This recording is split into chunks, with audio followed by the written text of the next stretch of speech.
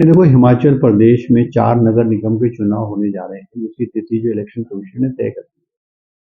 और धर्मशाला है, मंडी है, पालमपुर है और सोलन है। सभी जिलों में मंत्रियों को प्रभारी एमसीज में प्रभारी बनाया गया। मुझे सोलन में कल मैंने विस्तृत रूप से सोलन में सभी समाज के सभी तबकों से और पार्टी के वर्करों से मीटिंग की है और हम कंसेंसस लाने की कोशिश कर रहे हैं और सोलन में निश्चित रूप में कांग्रेस पार्टी जो जीतेगी। मुख्यमंत्री का निर्देश है कि कांग्रेस पार्टी जो है चारों नगर निगम चुनाव जीते, उसके लिए हमने स्ट्रेटेजी जो है वो बना रहे हैं और जल्द ही हमारे कांग्रेस पार्टी के जो टिकट्स हैं वो डिक्लेयर होंगे। और मुझे ऐसा लगता है टिकट डिस्ट्रीब्यूशन कमेटी की जो मीटिंग है वो 29 तारीख को धर्मशाला में जो है वो हमारे प्रभारी रजनी पाटिल जी की अध्यक्षता में प्रदेश कांग्रेस अध्यक्ष और मुख्यमंत्री जी की उपस्थिति में जो है ये टिकट चारों म्यूनसिपल कॉर्पोरेशन के टिकट का डिसीजन जो है वो किया जाएगा। ऑब्जर्वर्स अपनी रिपोर्ट जो है वो दे रहे हैं।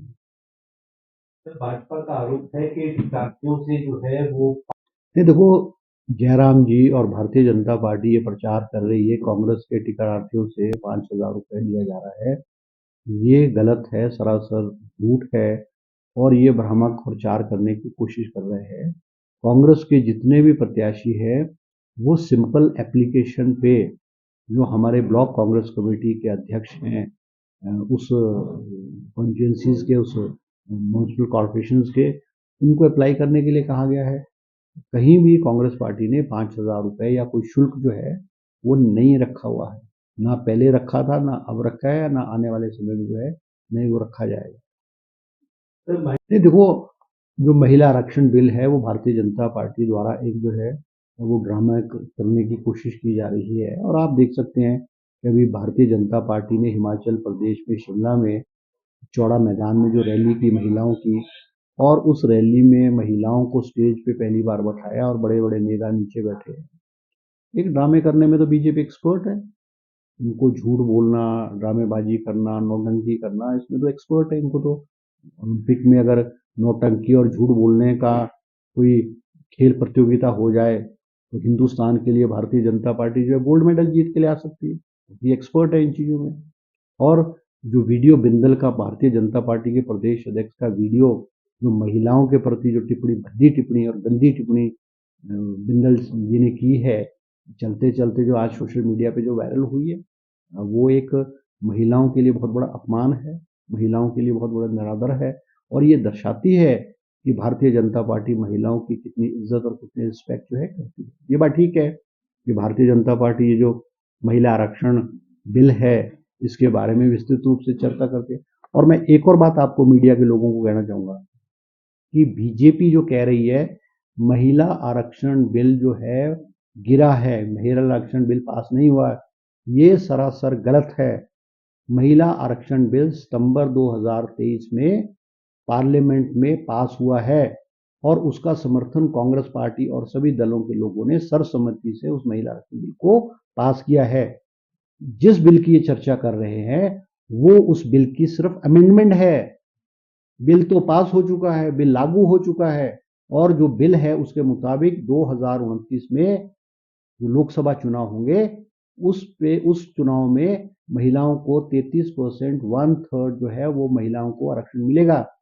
ये बात मैं बीजेपी से पूछना चाहता हूँ कि आपने जब 2023 में कुछ बिल को पास किया लोकसभा में, उस बिल में कहा कि जो आरक्षण होगा वो नई सेंसस के आधार पे होगा।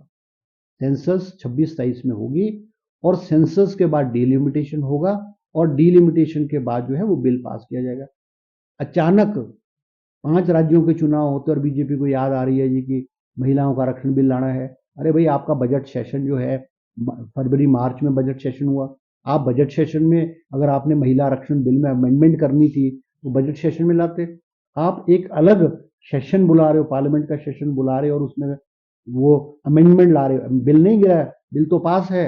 वो अमेंडमेंट लाने की कोशिश की जिसमें अमेंडमेंट ने ये कहा कि जो सेंसस है वो 2026-27 का सेंसस नहीं, 2011 के सेंसस पे होगा और नए सिरे से डिलिमिटेशन करके जो कॉन्स्टिट्यूंसीज हैं उनको 543 से बढ़ा करके जो है 850 किया जाएगा।